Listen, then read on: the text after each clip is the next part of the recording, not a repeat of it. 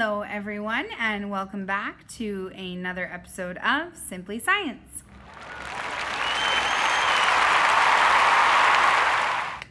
All right, so today we are actually going to be talking about switches. So what are switches? We've worked with switches, we have switches everywhere in our house, we read about switches yesterday. What are switches? All switches are a device that controls the flow of electricity in a circuit. A switch controls the flow of electricity in a circuit. The purpose of a switch is to turn a circuit on and off. So guys, let's quickly review a couple things we've already learned in order to be able to build our switches successfully. So the first thing is that electricity can never enter and exit the same point. You need a place for your electricity to enter and a place to exit. It can't be the same place or your switch won't work. The second thing we should review is that a circuit always has to be closed and complete. So if at any point your switch isn't closed or complete, then electricity is not gonna flow. So that's not closed. Oh, now it's closed, we're good. Okay, so it always has to be closed and complete for electricity to flow. And of course, your switch should be made out of conductors. We don't want to use insulators in our switch because insulators don't conduct electricity. We only want things that conduct electricity.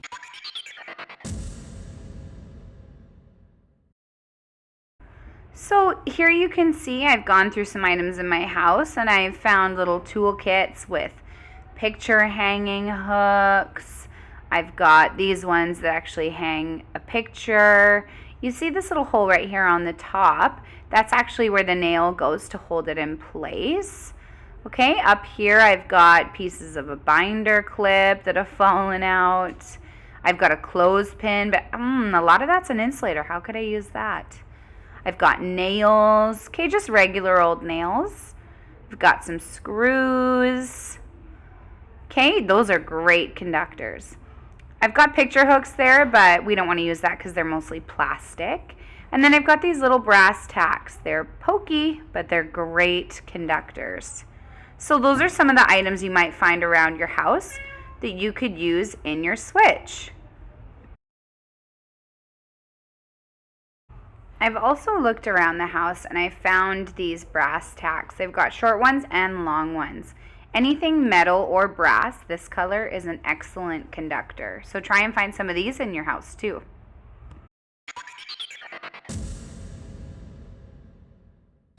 Okay guys, so when assembling your switch, I've gathered the materials for 3 different switches I want to try. You need to make sure that you have a point for the electricity to enter and a point for the electricity to exit. Remember, electricity can never enter and exit the same point. So for my first switch, I'm going to use these 3. I've got 2 brass tacks and 1 paper clip, okay? So I'm going to stick in my first brass tack.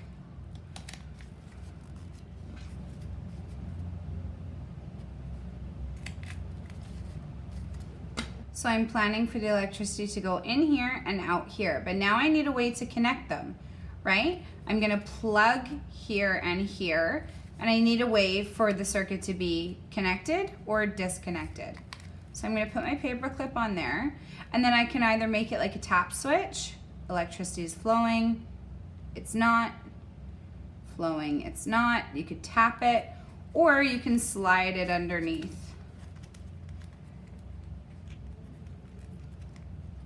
And that would be on, off, on, off. Okay, so that's one kind of switch I made. Off, on.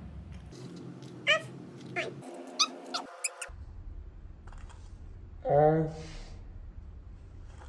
on.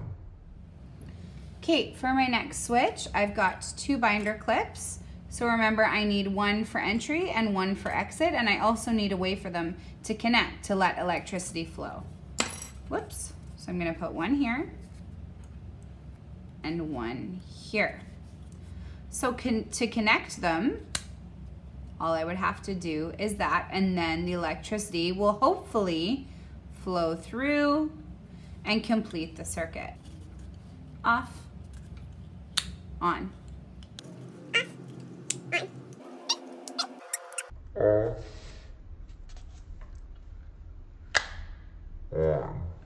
Okay, that's another switch idea that I had. For my third switch, I've got 2 nails and a picture hook. So first I'm going to put the nail in, and I'm going to attach it to the picture hook. So now it kind of spins around. So the electricity is going to enter here, but where is it going to exit? I need a point of exit. So let's put another nail here. So this would mean the circuit is off, and now it's connected. So this would mean the circuit's on, because I'm going to put 1 alligator clip here and 1 here, and the electricity will flow. So off, on, off, on. Off, on.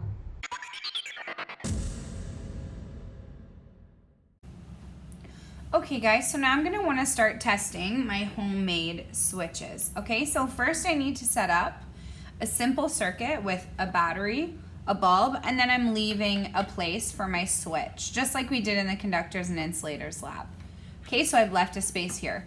So let's start with my brass tack paperclip switch. Now remember, I need a point of entry and a point of exit. They can't be touching, right? Or it won't be a switch. So I'm gonna attach to one. Let's not make them touch. I'm gonna attach to the other. Okay, you can see the light bulb's not on, of course, because I haven't added my top component. Then I'm gonna add the paper clip. Okay, so right now, it's an open switch. Nothing is happening. But here, once I complete the circuit and I make sure these 2 points are connected, it works. The light bulb is on. So this one I've kind of made a tap one. When you tap it, it'll stay on. But if I tuck it underneath the brass tack like this, whoops, it will stay on, off, on, off, on, off. Okay, so my switch works. Let's try one of my other switches.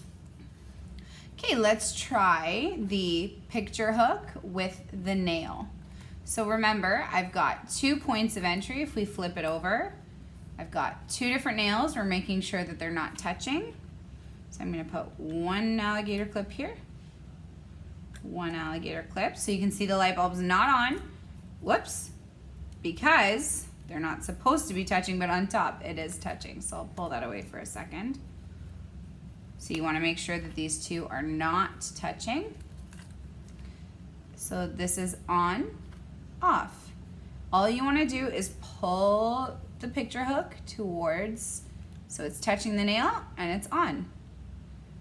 Off, on, off, on. So basically I've got 2 pieces of metal and I need some way of connecting them to make a switch. These aren't connected. I'm making electricity flow from this clip to this clip through a 3rd piece of metal, which is this picture hook. On, off, on, off.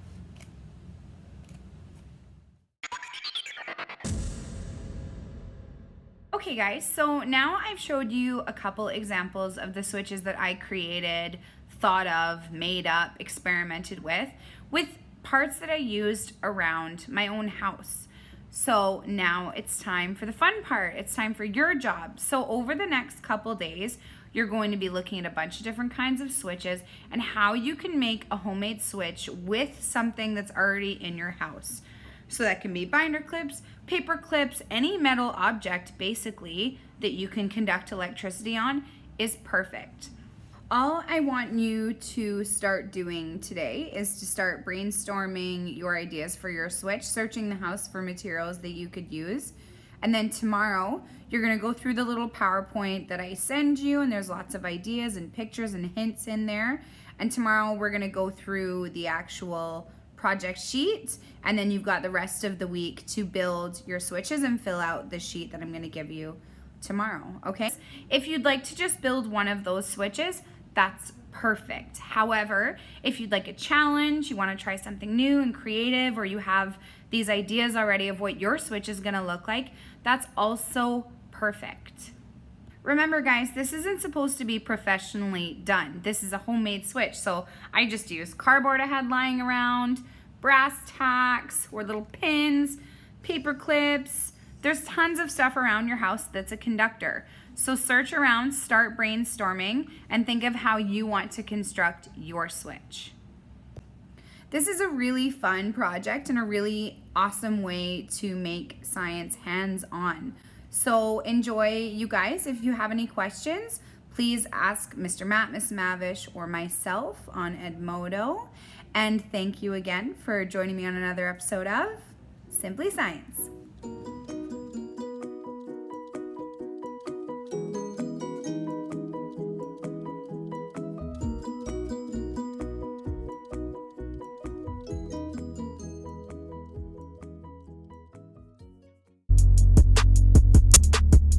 Look, I just flipped the switch. Flip, flip. I don't know nobody else.